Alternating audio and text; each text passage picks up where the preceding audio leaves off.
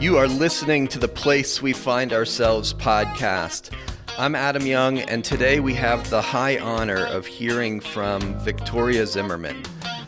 Abuse often involves intensity, whether it's sexual abuse, physical abuse, emotional abuse. The nature of abuse is that there is an intensity between the two people involved.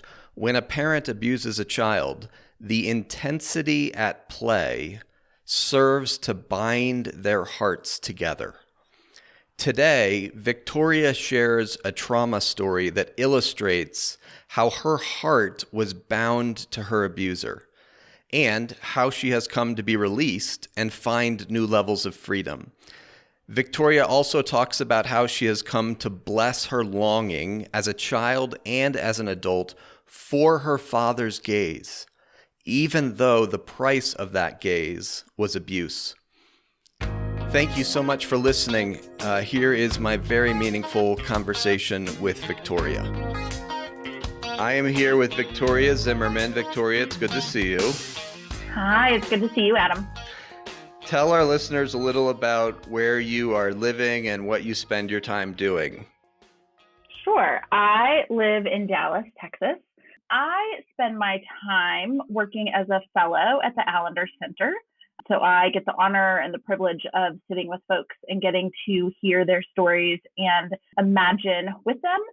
And I also run a surrogacy agency called Aspen Surrogacy Group, where we offer holistic care to our surrogates. And so I spend a lot of time running that business. I created the business, so it's my baby right now. Let's talk story. How did you find out that you had a story? How did you start to engage your story? I was living in Colorado at the time, and I had just landed my dream job. I was in my early 20s, and I was the director of a pregnancy center. And I had gone to school for youth ministry and had wanted to work in the nonprofit sector, working with young moms. And so this was exactly what I wanted to be doing. And I was running the center for about 8 or 9 months when I started recognizing that a lot of the stories of the women who would come through our doors were similar to stories of my own, to things that I had experienced before. And I had never put those stories in the category of harm in my own life, but I was recognizing the harm in the lives of these women. And so through that process of beginning to recognize where harm had been done in my own life, in my own stories, I realized that there was some things that needed to be engaged. And at the time, I had an incredible clinical director who was able to point me towards a book called The Wounded Heart by Dan Allender. And I read through it in a night. It felt like it was making sense of my life. And so that was sort of the beginning of me realizing that I had important stories to engage and things to process in my life. So you read through The Wounded Heart in a night. That tells us eons about you. I'd come home from work that day with this book, and at the time thought, this is ridiculous. I don't need to read this book. And I was renting a room in a home of a family I went to church with. And I remember walking into the kitchen and saying to the wife and the mom, "Oh, can you believe that someone gave me this book? This is ridiculous." And she looked at me with just such kindness in her face and in her voice and said, "Oh, Victoria, maybe you should go read it." So I stomped off to my room like a child and slammed the door to go read this book. And then, of course, couldn't put it down. Any sense of why you couldn't put it down? Yeah, I had felt like a lot of my experiences as a child were weird or crazy are the words that I would have put to them. And reading The Wounded Heart suddenly gave me context for a lot of my experiences. And so I felt like it was making sense of what had been happening for me internally in my thoughts, in my emotions, that made sense of my experiences as a child. Yeah, I had a similar experience reading it. The way I described it is, as I was reading this book, it described the landscape of my heart better than anything I had ever read. So you spend your evening and into the night reading The Wounded Heart, and that propels you into what next? So I went back to work the next day, and the woman who I worked with, her name was Jan, and I adore her. And so I said, "Jan, I read the book." She What? And I said, yeah, I stayed up all night and I read the book. And she said, okay, well, look on the back. The author, he has some like workshops and some things that he does. Why don't you try to contact him? And I was like, okay, that's a great next step. And so I did some research and signed up for a recovery week. And through some really generous offers of people at my church, was able to go and afford that week experience. And I came home after this week-long experience destroyed. I thought that I was going to be like, hey, I've got some trauma. I've got some things I need to work through. I'm beginning to recognize that there's sexual abuse in my past and I want to deal with it. And so I had talked to my mom and my sister and my dad, who was the abuser in my story, and had confronted him. And then went to this recovery week and thought, okay, I've taken all these steps. I'm going to go and tie a bow on this. I'm done. I've done the work. And that was a beautiful, hopeful thing to want and to desire. And it is certainly not what happened. I left that week feeling just completely undone. The story was so much bigger than I had recognized and realized, and had such a bigger impact on who I am and who I have been in the world. And so I came home and realized I need to be in therapy. But at the time I was living in Aspen, Colorado, and it's, a town of 6,000 people. So there's not a lot of options for therapists, particularly if you want to see someone who has at least a few degrees of separation from you. So I did some research, and one of the women who was a therapist at the recovery week I was at happened to live in Dallas, Texas. And the business that I was running at the time, I was a newborn care specialist. And so I was working with families in the Valley, and a lot of them have second homes in Dallas. So I already had some connections there with clients, and I thought, I'm just going to move. So I spent about 3 months with this therapist virtually, meeting with her over the phone through the summer. And then that fall decided to move to Dallas, to move and expand my business, and to really make a move that said, the most important thing right now is that I really need to be in therapy, and I need help and I need support. And I couldn't do that where I was living. So I moved to Texas. You took your story so seriously. Yeah, I don't know that I couldn't have at that point. Mm-hmm. I think once I began to acknowledge what was true, it was so pervasive in my life that I would have had to really bury a lot of who I was to not take the story seriously. And so as you're in Texas, continuing to look at your story, doing therapy, what obstacles, what stuff got in the way? What was hard about continuing to engage your story? Yeah. Oh, gosh, that's a great question.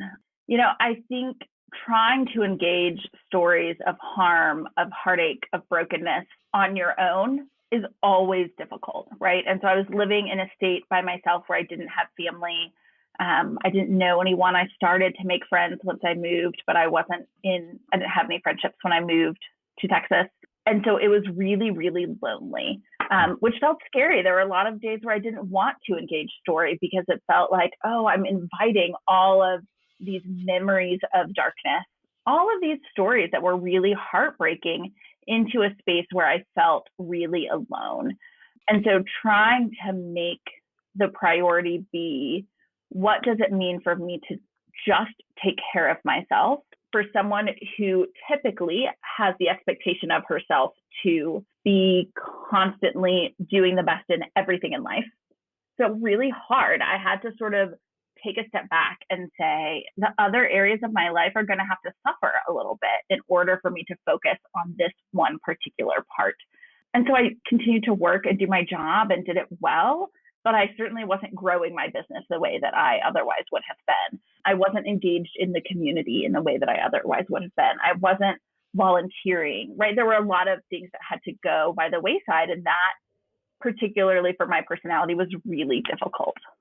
You were tending to your heart. You were tending to your body. And I had been taught my whole life that that was the least important of the things that we should be tending to. And so that was incredibly difficult. Mm-hmm. Well, you have graciously agreed to read one of your stories. It's a story of you as a 5-year-old girl. Would you be willing to read it now? Yes, I would love to. It would be an honor.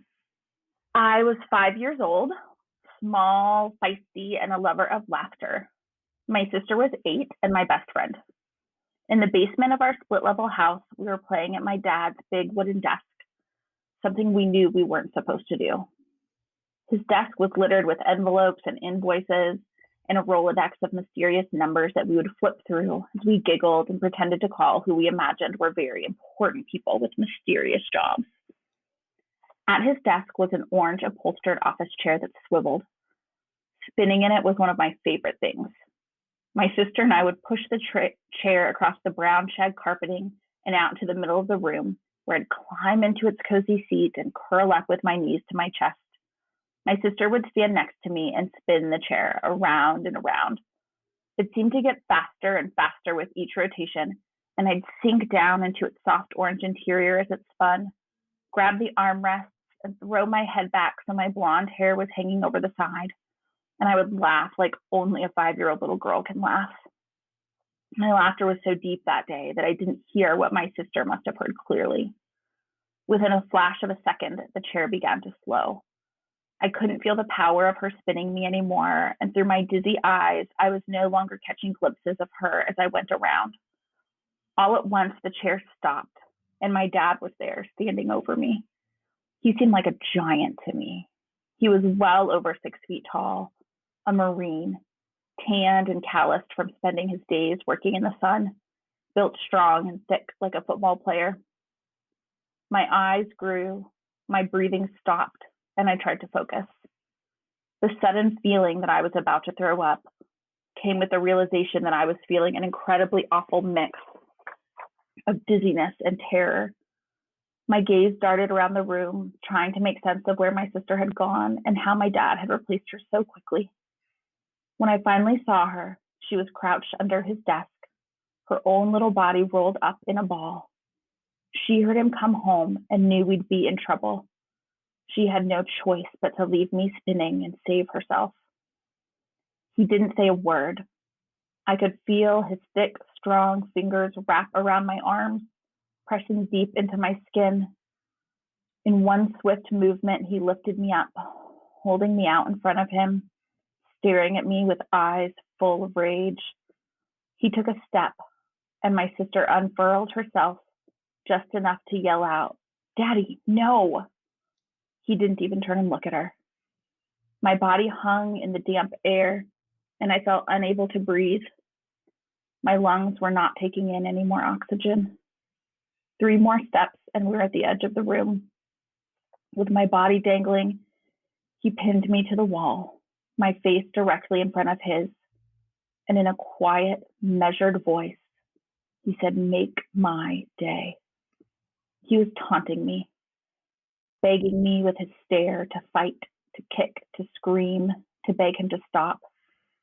I stared back into his eyes with the most defiant look I could muster. He squeezed me tighter and pushed me harder up against the wall. My whole body was shaking in pain. His breath and his gaze were steady. I refused to look and willed myself not to cry for as long as I could.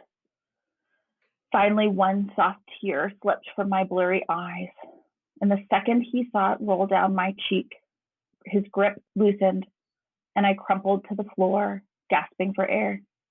Without a word, he turned and walked away, his work boots leaving imprints in the carpet, like the bruises his fingers would leave on my arms. This was the beginning. Again and again, he would test my will, see how strong and how silent I could be. He needed to know how long I could endure pain without giving into it. Thank you, Victoria. Can we go back through it and reflect on it together? Yes. Before we move into the dark part of the story, I want to pause for a bit and consider like the imaginative playfulness of this little girl. There's that part at the beginning where you say that his desk is littered with envelopes and invoices. There's this Rolodex that it's got all these mysterious numbers. and you and your sister are kind of flipping through it and giggling and pretending to call all these important people with mysterious jobs. Like you're 5 years old in this imaginative world of play. Yes. Yeah. And it's just a picture of a delightful girl and her sister having fun, like making up something fun. I feel delighted as I think about it, like remembering what it was like to be this little girl that I had such a vivid imagination and loved to play pretend. It was my favorite thing. And so I can only just imagine with my sister in particular, right, getting to like pretend that we were the ones working and we're at dad's desk, and oh, so delightful. Yeah. And I assume it's safe to say that by the age of 5, you would have known to fear your father. Oh, absolutely. So, given that, you write this sentence that in the basement of our split level house, we were both playing at my dad's big wooden desk, something we knew we weren't supposed to do. How do you understand why this girl is doing something she knows she shouldn't do when she's already scared of her father? Oh, I was a girl who was so good at doing what she knew she wasn't meant to do. It's actually more surprising that my sister was willing to engage with me in something that we weren't meant to do. My sister is, or was at least as a child, much more of a rule follower. And so I'm sure that I had somehow kind of roped her into playing this game with me. I was a lot more risky in my play than she was. And so there was almost a sense of excitement that we were doing something we weren't meant to do. Mm-hmm. And that's important to name because when we do story work, we have to remember the age of the kid in the story. Like you're a 5-year-old girl, you're not even in kindergarten yet. And we have to know something about who is this girl in this story. And the girl in this story at the very beginning is breaking the rules. And she knows there are consequences for that potentially. Like she's afraid of her father. She's not oblivious to that. She's risking. She's doing something defiant. And as you're putting words to now, that was part of who you were as a 5-year-old girl. Yes, absolutely. There are lots of stories in my family that predate even this story of ways that the language my family would use was that I was stubborn or that I was strong willed, but ways that I would engage to say, just give it to me. Yeah.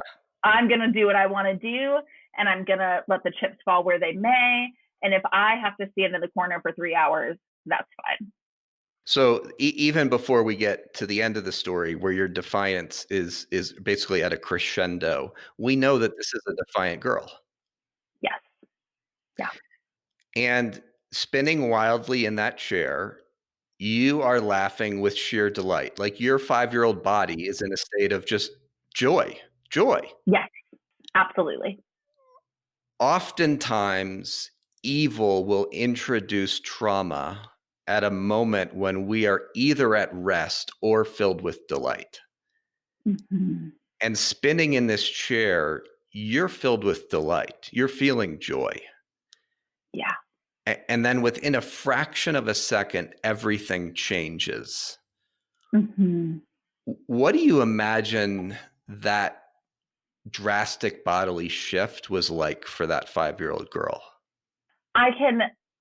Just feel in my body the tightening, right? That in the spinning, there's such a sense of almost your body falling through the air, right? Such an openness in your body. And I can feel as I watch him come near me, right? I can feel my body restrict and tighten up, and I can feel my breathing stop. And I think that feels to me like the biggest sensation is the feeling of no longer breathing. Yeah. So your nervous system is having a massive reaction to how your environment has just changed from a place of rest to a place of terror. Yes, absolutely.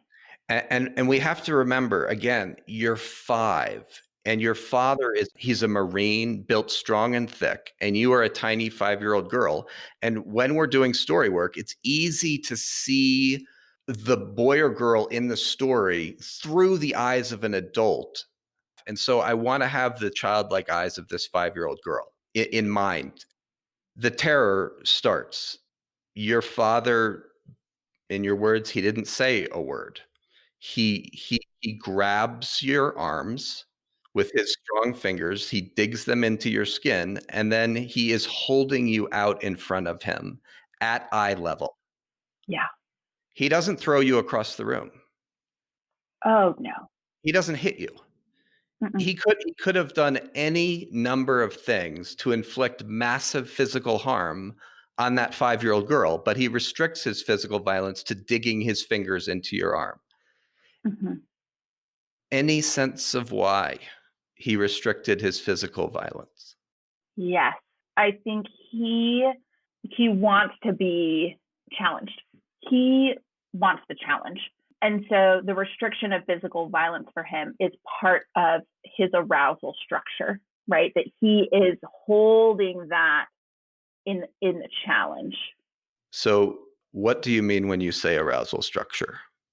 For my dad in particular, for this abuser, the abuse is about power and about control. And the reason that my dad wants power and control is because it's arousing to him. It brings him to a moment where he can climax and release. Yeah. And for him and I in this interaction, right, he wants this struggle and this tension is building. And so if he were to have used all of his physicality at the beginning of this interaction, there would be no building. And that's what brings the terror. That's what brings the fear. And ultimately, that's what brings the contempt and the shame. And that's what he wants. Yeah, and let's be clear that the intensity that he wants is a relational intensity with you. Yes. And part of what we mean when we talk about arousal structures is that it is a relational intensity between two people, often a parent and a child, that is inherently binding of the child to the parent's heart. Mm-hmm. That's what intensity does for us. Whether it's sexual intensity, violent intensity, intensity binds us very often to another person. And your father, he has eyes only for you in this story. He's not interested in your sister. He doesn't even care that your 8-year-old sister is telling him, a Marine, what to do. She's yelling out, "Daddy, no." He's not even going to address her. His eyes are for you. Yes. Yeah. And knowing also the risk my sister took in that moment to yell out at him, right? And that it does, I mean, he doesn't even flinch. He is not the least bit concerned with a scenario where he might otherwise, she might have gotten the shit beat out of her, right? For even defying him and saying that. And yet in this moment, he's not interested. Right. And the reason he's not is because he is very focused on the eyes of this 5-year-old girl, on the face of this 5-year-old girl. And as you write in your story, with my body dangling, he pinned me to the wall, my face directly in front of his. What is it like for that 5-year-old girl to be eye to eye with her father as she's pinned against the wall? I think it's terrifying. There's also an energy that comes from the match, right? That there's something that he is not the only one that is building in intensity. There's also something for that little girl. With my sister in that same scenario, she may have likely began to cry immediately. She would have been very scared and very upset. And although I felt the terror, I also felt the intensity of what it meant to be in a match with him, that he chose me and he was engaged with me. And I had his gaze, even if it was one of terror for me. And those are such important words. He chose you. Mm-hmm. And even though that was a violent choosing, it was attention and it was connection and it was intense connection. Yes. And that's what we mean when we talk about arousal structures. There is an intensity in your body and there is an intensity in his body, and you guys are eye to eye. You are eye to eye with a 6 foot plus hulking Marine. Yes. And you are not begging him to stop, and you are not yet crying, Right. which means he has met his match. Yes. The dilemma is that that's actually what he wants. Because the next part of the story is, I mean, the haunting words, make my day. Mhm. Do you know what he meant when he said that? It's a phrase that he used often, always certainly as a challenge. And typically he would use it in the context of not talking back to him. He would give a challenge, and if you were to respond, there would be hell to pay. And so in that phrase, make my day, there was a sense of, if you want to cry, if you want to scream, if you want to kick, all you're doing is giving me a fight, and that's what I want. And so the make my day was a challenge to fight him. Which is why he chose you instead of your sister. Absolutely, 100%. Yes. In your story, after he says, make my day, you write, I stared back into his eyes with the most defiant look I could muster. How do you understand? And again, we have to remember that you're a 5-year-old girl with a 5-year-old brain and a 5-year-old body. You are not Victoria now. You're not an adult. How do you understand why this 5-year-old girl looked directly at the towering Marine in front of her and brought eyes of defiance? Yeah. Because I have a heart and a will and a spirit that says, you can't break me. I think even as a little girl, there was such a strength of who I was that said, I will be strong. And so I think that defiance was, even in my little 5-year-old heart, was to say, no, you cannot break me. I will engage with you and I will stare you down. And I grew up in a Christian home where we went to church and went to Sunday school. And I can only imagine that the story of David and Goliath played in my head often, that there was a sense of, I will be David. And David was strong. What do you think now of that girl's decision to bring eyes of defiance? There was a long gap in years where I was really self-contemptuous towards those eyes of defiance, that felt like I was giving myself a death sentence. I could have responded more in line with how my sister might have responded, which would have been to cry, which would have been to go limp, which would have been to not give him a fight.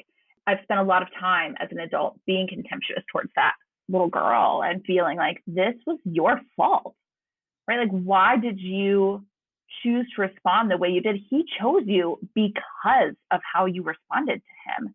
I think after lots of work with two very kind, loving therapists who I still love dearly and feel just so incredibly, I think, privileged to have gotten to sit with, that I have come to realize that, like, I love the heart of that little girl. I can bless and honor the parts of me that he chose to use for evil, because they are good and they are part of the reflection of God and who I am. And it's sweet. It's sweet to hear you say that. Those are hard fought for words that you just spoke. Yeah, I think I feel the most emotion in talking with you about that, because it feels like it has been hard fought to come to a place of saying, I will bless that part of me. And it is not bad. It was used for evil, but it is good. And it is a good part of who I am. The tear fell. Eventually, the pain, the intensity, a tear forms in your eyes, and then it rolls down your cheek. What was it like for you when the tear started rolling down your cheek? Oh, I can remember the feeling of utter failure. I lost his gaze in that moment. The tear fell, and I felt like, oh, I'm not strong enough. I Mhm. couldn't do it. I couldn't sustain it. And what that meant was that it was over. It was just, he just let go. It was done. You said a really important phrase. You lost his gaze. It's not just a phrase, it's what happened. When the tear falls, you lose his gaze. Yeah. And that's, if I'm hearing you right, that's devastating for your heart. Devastating. Yes. I think in that moment, what I really want as I look back is to think, oh, she must have felt such relief. There must have been such a sense of, oh, you can breathe now, right? Even to that sense of breath. And yet that's not what I felt. It wasn't relief. It was despair. It was desperation. It was torture that I lost his gaze. Right. And any sense of why you did at that moment? Why did you lose his gaze once the tear falls down your face? Oh, because the battle's over for him. He has both won and lost in that moment, and the battle is done. There's no tension left any longer. He has no desire to tend to me or to care for me. So the moment that there's a tear is the moment that I show weakness, and he will not battle with someone who's weak. Right. Which puts you in a superb bind. You can't have your father's gaze and have your heart intact. Yeah. And you weren't willing to compromise the second. Right. I was a child of integrity, thankfully, but it put me in a bind. This man is bent on your humiliation. Yeah. He knows you well enough to know that you're trying with all your might not to cry. Yes. It just needs to be said that this is, in my mind, this is the category of evil. Evil, there's a difference between wickedness and evil. Evil is bent on humiliation. It's bent on destroying the heart, not the physical body. This entire scene, and was it physical abuse? Absolutely. But that's not the core of the trauma for you. Right. Right. There is something happening between the two of you that is humiliating to you. And what was that like for you? And any sense of why your father needed to do that? I can recall the feeling after I crumpled to the ground and he walks away of resolution, the feeling of next time I'll be stronger. Right. And so there was this feeling of you have to start hiding your tenderness better. Like you have got to get that out of here. Like it's not working for you. And thankfully, you sucked at that. At hiding your tenderness, killing your tenderness. right. Like you would not go that far as desperately as you wanted his gaze, which you only got with the elimination of anything perceived as weakness. As desperately as you wanted that, you wouldn't compromise the sensitivity of that girl. Not fully, not completely.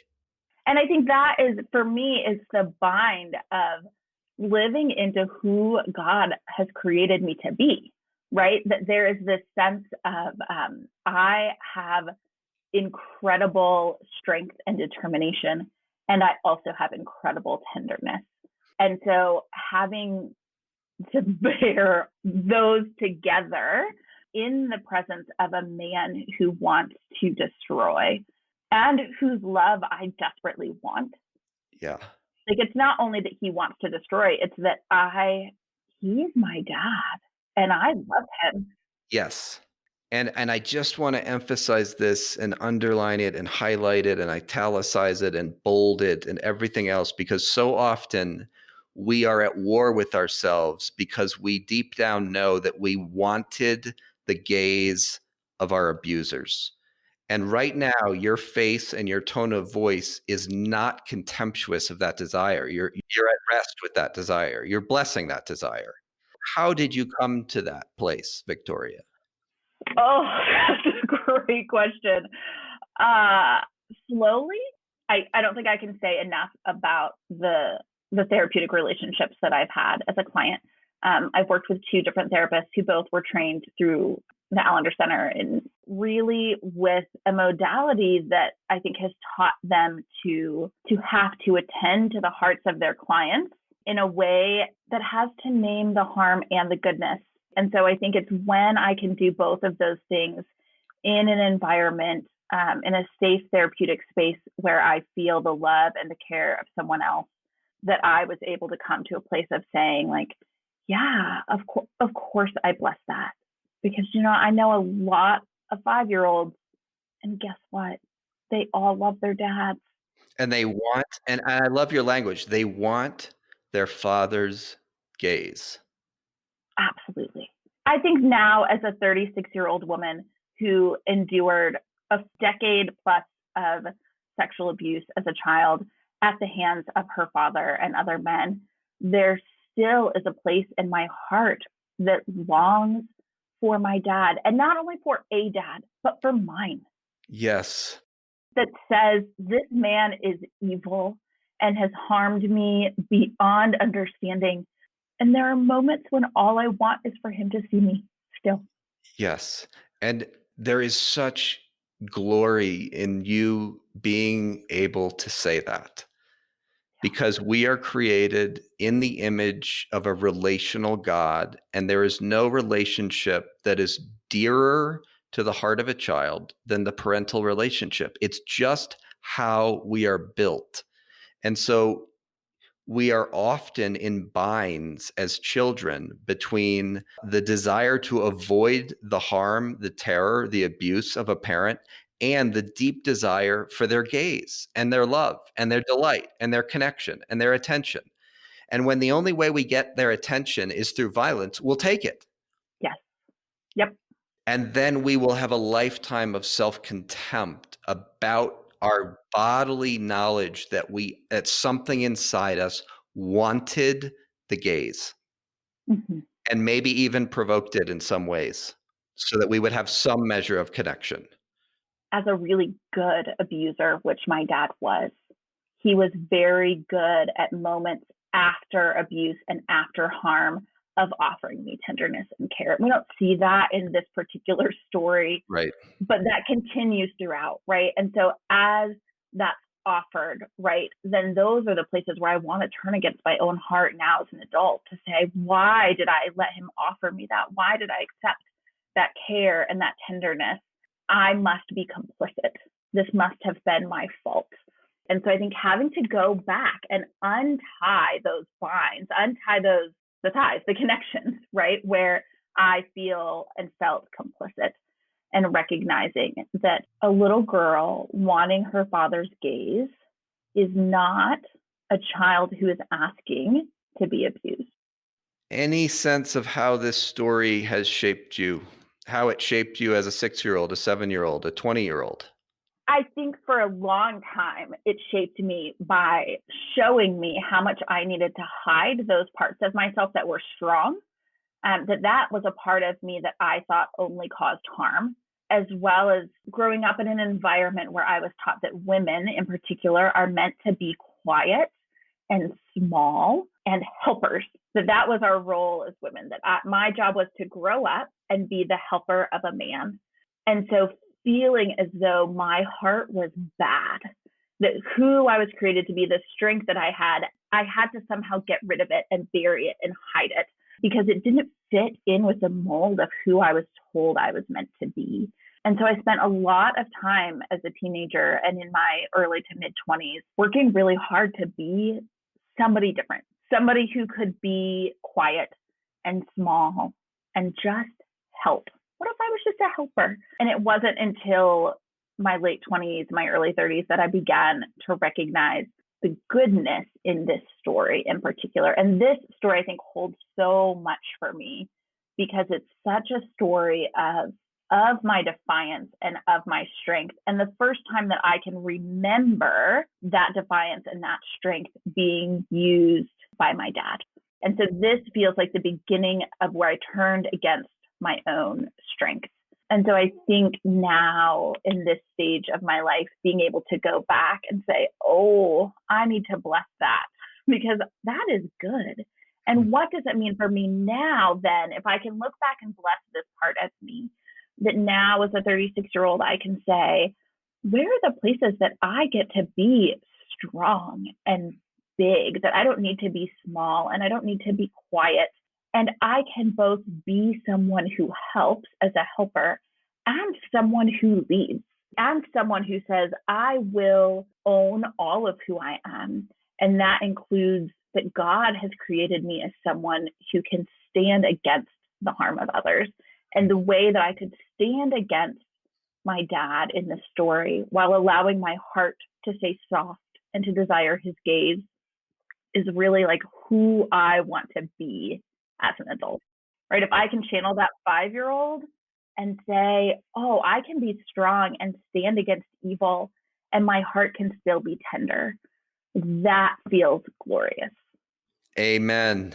All I can say is amen. Thank you, Victoria. This has been a bit of a whirlwind, and you have put language to some crucial categories when it comes to healing from trauma today. So thank you not only for that, but more importantly, just thank you for your vulnerability in sharing this story with us. Yeah. Thank you, Adam. Thank you for listening. If you want to receive episodes as soon as they are released, remember that you need to download the Place We Find Ourselves app from the App Store. And then you need to head over to my website and subscribe for $3 per month, $30 per year, so that you can get episodes immediately. All episodes become free 4 weeks after they are released. Have a great couple of weeks, everybody.